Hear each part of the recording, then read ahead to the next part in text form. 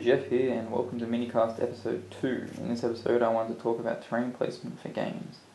Systems generally have rules for terrain placement, but I tend to use one of three methods no matter the system, unless it's a scenario that requires specific placement. I find terrain placement rules tend to rely on a generation table and dice rolls, and you, the gamer, having a broad range of terrain to choose from. This isn't necessarily a bad thing, but within, for instance, my own gaming circle, there isn't a huge range of terrain to choose from, mostly hills and forests with the occasional building, so it poses a problem where you can't use the intended generation mechanic properly. I've generally stuck to three main ways of placing terrain. I either set up the board and roll off, and the winner picks a side,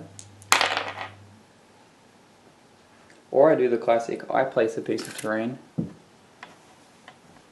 and my opponent does.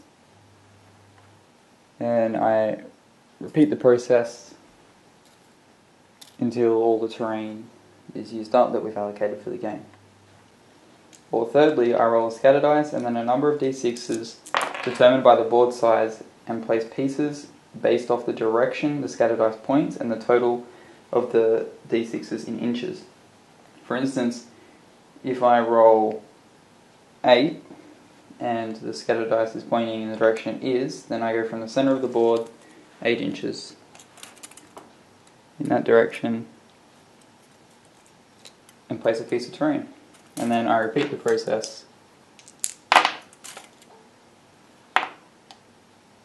Well, that's right on dead center, so I put a piece in the dead center. And I repeat that process until I've used up all the terrain that I've allocated for the game.